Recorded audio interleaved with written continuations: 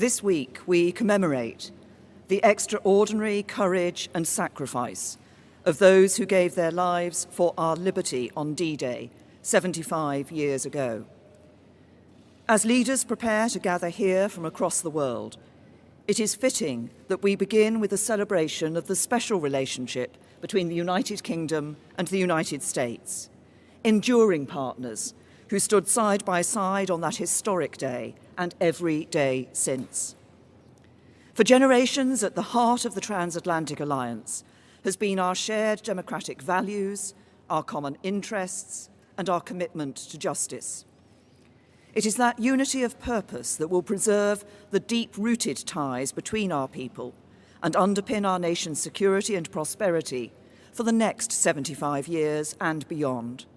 So I am very pleased to welcome the President of the United States of America on this state visit to the United Kingdom. For the past 2.5 years, the President and I have had the duty and privilege of being the latest guardians of this precious and profound friendship between our countries. As with our predecessors, when we have faced threats to the security of our citizens and our allies, we have stood together and acted together. When Russia used a deadly nerve agent on the streets of our country, alongside the UK's expulsions, the President expelled 60 Russian intelligence officers, the largest contribution towards an unprecedented global response. And in Syria, when innocent men, women and children were victims of a barbaric chemical weapons attack, Britain and America, along with France, carried out targeted strikes against the regime. Since we spoke about NATO during my first visit to the White House, we have maintained our support for this crucial alliance. Thanks in part to your clear message on burden sharing, Donald, we have seen members pledge another $100 billion, increasing their contributions to our shared security. And I'm pleased to announce that NATO will soon be able to call on the UK's Queen Elizabeth-class aircraft carriers and F-35 fighter jets to help tackle threats around the world. Today, we've discussed again the new and evolving challenges to our security, our values, and our way of life. We share the same view about their origin and our objectives in meeting them. But, like prime ministers and presidents before us, and no doubt those that will come after, we can also differ sometimes on how to confront the challenges we face. I've always talked openly with you, Donald, when we have taken a different approach, and you've done the same with me. I've always believed that cooperation and compromise are the basis of strong alliances, and nowhere is this more true than in the special relationship. Today, we've discussed again the importance of our two nations working together to address Iran's destabilizing activity in the region and to ensure Tehran cannot acquire a nuclear weapon. Although we differ on the means of achieving that, as I've said before, the UK continues to stand by the nuclear deal. It is clear that we both want to reach the same goal. It is important that Iran meets its obligations, and we do everything to avoid escalation, which is in no one's interest. Recognising our nations as safer and more prosperous when we work together on the biggest challenges of our time, I also set out the UK's approach to tackling climate change and our continued support for the Paris Agreement. And we also spoke about China, recognising its economic significance, and that we cannot ignore action that threatens our shared interests or values. As we've deepened our cooperation on security, including our joint military operations and our unparalleled intelligence sharing, so our economies too are ever more tightly bound together. Every morning, 1 million Americans get up and go to work for British companies in America, and 1 million Britons do the same for American companies here. Our trading relationship is worth over £190 billion a year, and we're the largest investors in each other's economies, with mutual investments valued at as much as $1 trillion. Mr. President, you and I agreed the first time we met that we should aim for an ambitious free trade agreement when the UK leaves the EU. And from our positive discussions today, I know that we both remain committed to this. I'm also sure that our economic relationship will only grow broader and deeper, building on the conversations we had and the ideas we heard from UK and US businesses when we met them earlier today. Tomorrow, we will sit down in Portsmouth with our fellow leaders to reaffirm the enduring importance of the Western Alliance and the shared values that underpin it. And as we look to the future, In the years and in the generations ahead, we will continue to work together to preserve the alliance that is the bedrock of our shared prosperity and security, just as it was on the beaches of Normandy 75 years ago. Mr. President.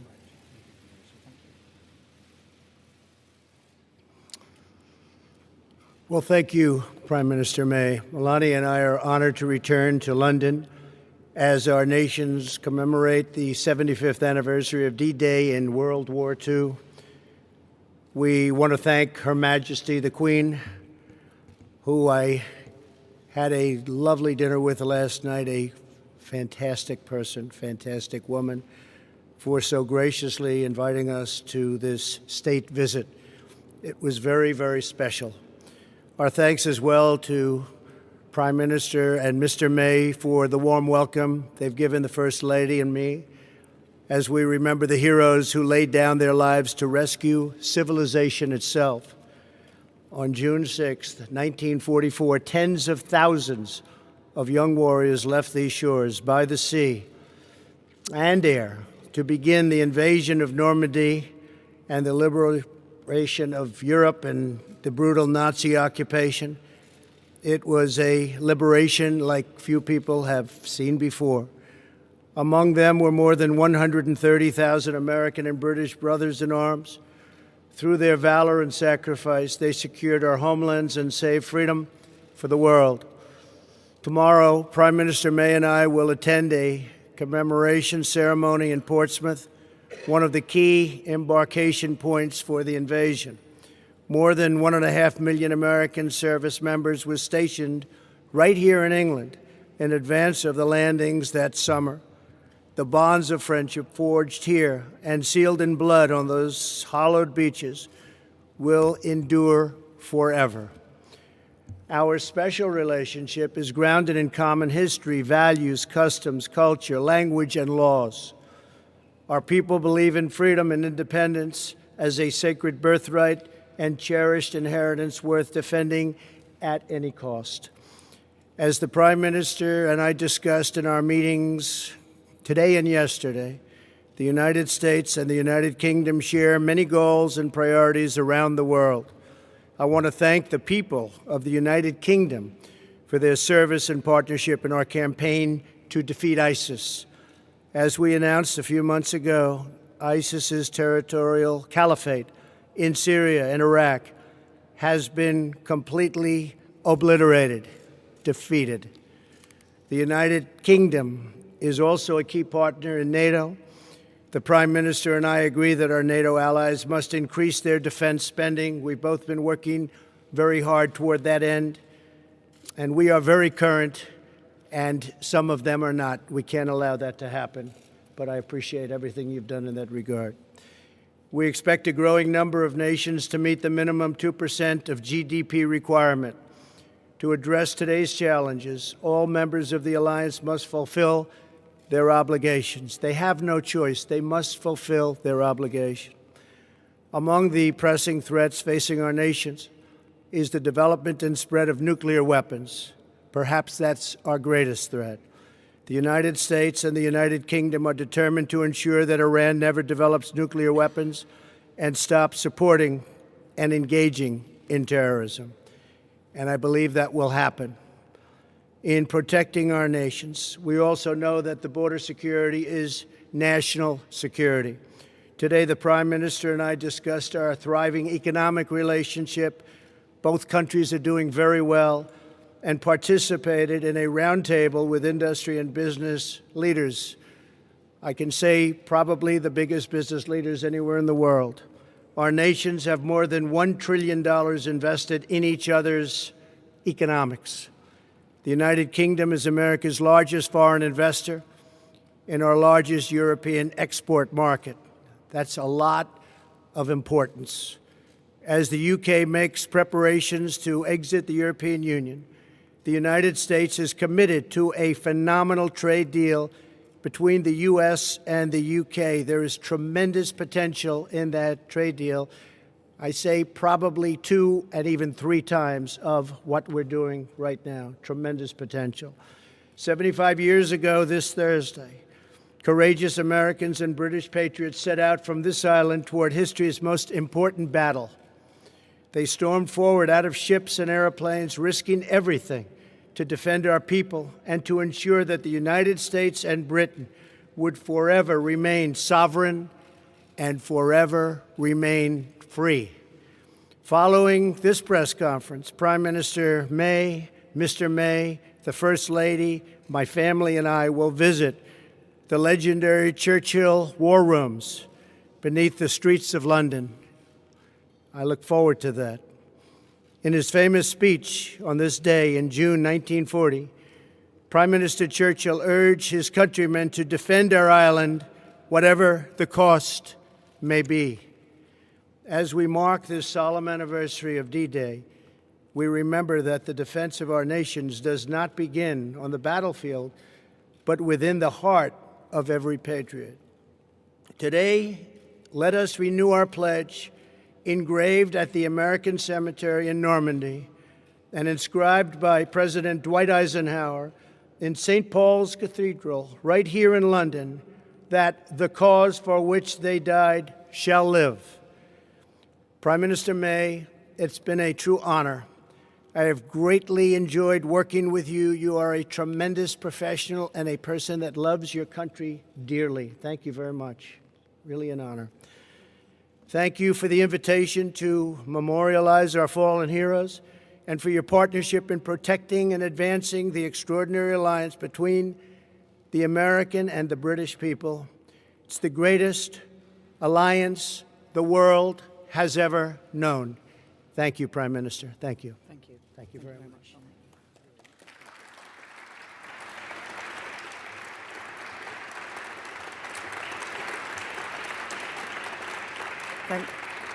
Thank you. Now we're going to take 2 questions from the UK media and 2 questions from the American media. I'll start with Beth Rigby. Thank you. Thank you, Prime Minister President Trump. Beth Rigby from Sky News. For you, President Trump, as you hold talks with the current Prime Minister, the leader of Her Majesty's opposition has been addressing a protest rally against your visit in Trafalgar Square. He says he's disappointed you attacked the London mayor, and he criticised your record on refugees. What do you have to say to him? And is this man someone you could do a trade deal with? And to you, Prime Minister, do you think that Sadiq Khan is a stone-cold loser? Thank you. You're talking about the Mayor of London. Is that who you said? Yes? Well, I think he's been a not very good mayor, from what I understand. He's done a poor job. Crime is up, a lot of problems. And I don't think he should be criticizing a representative of the United States that can do so much good for the United Kingdom. We talked about it before. He should be positive, not negative. He's a negative force, not a positive force. And if you look at what he said, he hurts the people of this great country. And I think he should actually focus on his job. It'd be a lot better if he did that. He could straighten out some of the problems that he has and probably some of the problems that he's caused. Thank you. Gonna...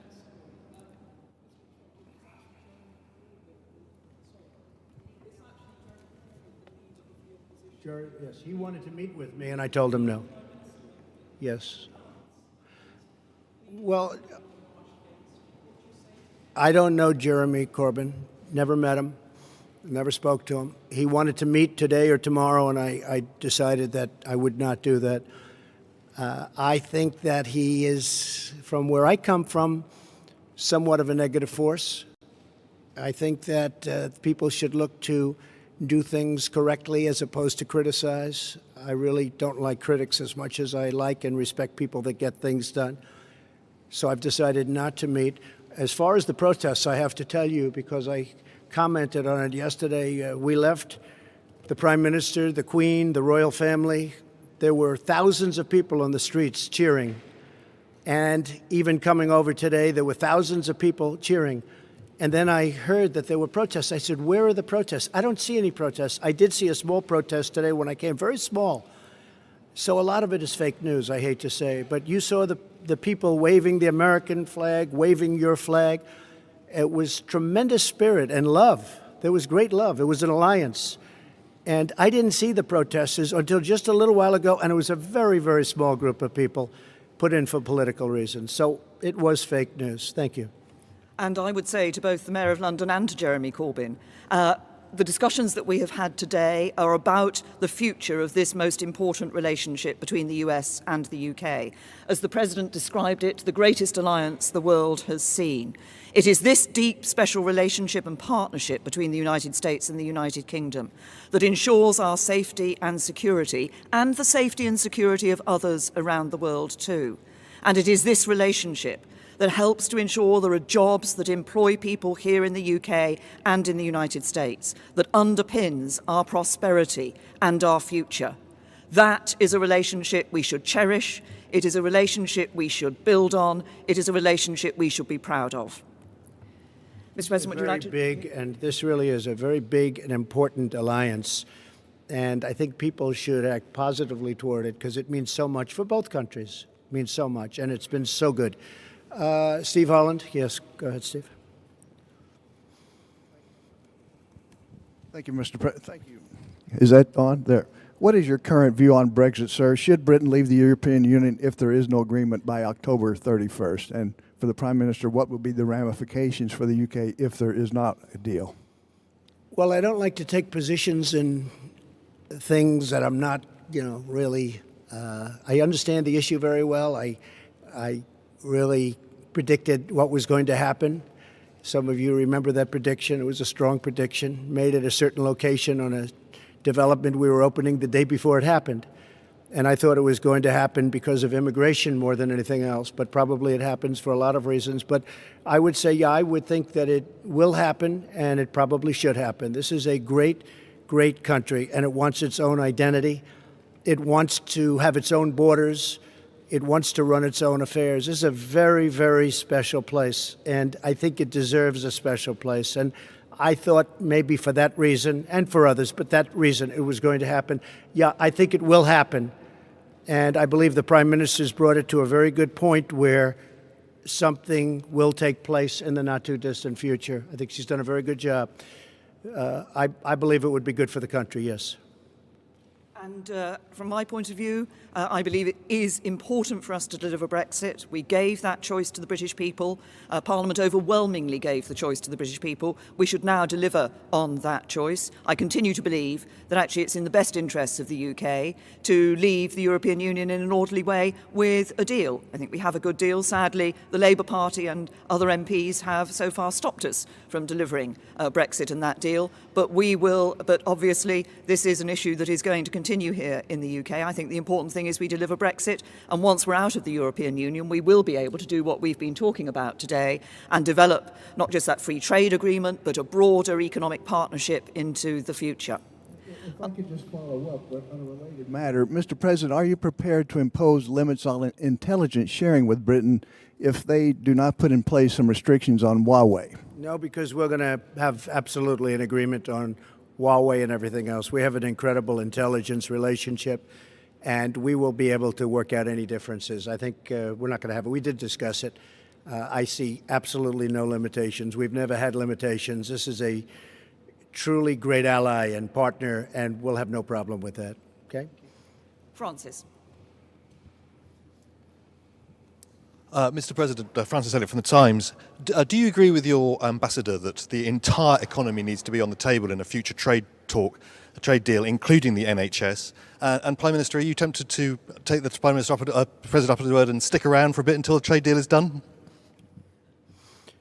I think we're going to have a great trade deal, yes. I think we're going to have a great and very comprehensive trade deal.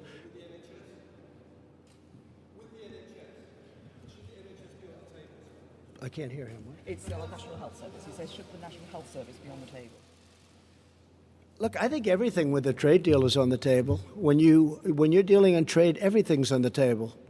So NHS or anything else, or a lot more than that. But everything will be on the table, absolutely. Okay. But the point about making trade deals is, of course, that both sides negotiate and come to an agreement about what should or should not be in that trade deal for the future. And as regards your second question, Francis, nice try, but no. Look, I'm a woman of my word. Mr. President, would you like to? John, please. Mr. President, thank you. Mr. President, domestically, in recent days, Mexico has stepped up apprehensions and deportations of Central American migrants. That's good. This could possibly be in response to your threat of tariffs. Has Mexico Not possibly be. has Mexico done enough to avoid tariffs, which will be imposed in some 6 days from now? No, we haven't started yet. But the threat is out there. Yeah, the threat is out there, but we haven't really started yet. No, this will take effect next week. And what do you, 5%. and what do you think of Republicans who say that they may take action to block you imposing those tariffs? Oh, I don't think they will do that. I think if they do, it's foolish. There's nothing more important than borders. I've had tremendous Republican support. I have a 94% approval rating as of this morning in the Republican Party. That's an all-time record. Can you believe that? Isn't that something? I love records. But we have a 94% approval rating in the Republican Party. I want to see security at our border. I'm going to see great trade. I'm going to see a lot of things happening, and that is happening. And as you know, Mexico called. They want to meet. They're going to meet on Wednesday. Secretary Pompeo is going to be at the meeting, along with a few others that are very good at this, and we are going to see if we can do something. But I think it's more likely that the tariffs go on, and we'll probably be talking during the time that the tariffs are on and they're going to be paid. And if they don't step up and give us security for our nation, look, millions of people are flowing through Mexico. That's unacceptable. Millions and millions of people are coming right through Mexico. It's a 2,000-mile journey, and they're coming up to our border. And our Border Patrol, which is incredible, they're apprehending them. But our laws are bad because the Democrats don't want to pass laws that could be passed in 15 minutes, that could be passed quickly. In one day, it could change. But even beyond the laws, Mexico shouldn't allow millions of people to try and enter our country. And they could stop it very quickly. And I think they will. And if they won't, we're going to put tariffs on. And every month, those tariffs go from 5% to 10% to 15% to 20% and then to 25%. And what will happen then is all of those companies that have left our country and gone to Mexico are going to be coming back to us. And that's okay. That's okay. But I think Mexico will step up and do what they should have been done. And I don't want to hear that Mexico is run by the cartels and the drug lords and the coyotes. I don't want to hear about that. A lot of people are saying that. Mexico has something to prove. But I don't want to hear that they're run by the cartels. You understand. You report on it all the time. A lot of people do. That would be a terrible thing. Mexico should step up and stop this onslaught, this invasion into our country, John. And Prime Minister May, you tried 3 times to get a deal on Brexit.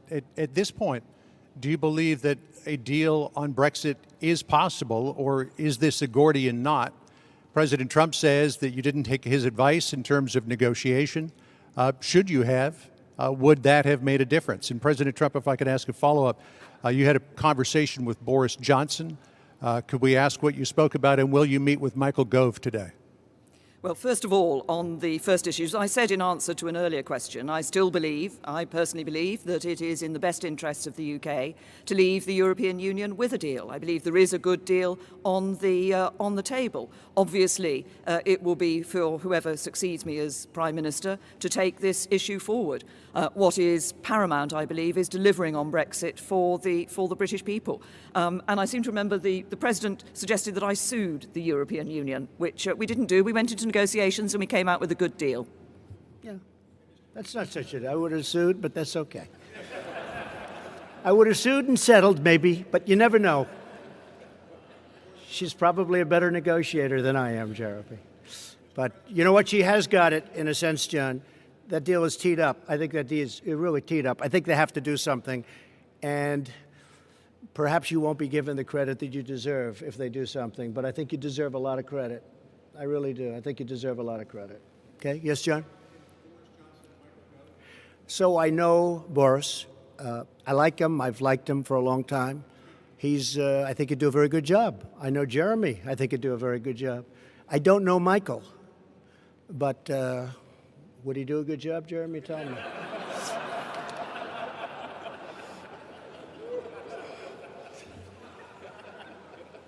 Okay? Good. Thank you very much, everybody. Thank you. Thank you very much.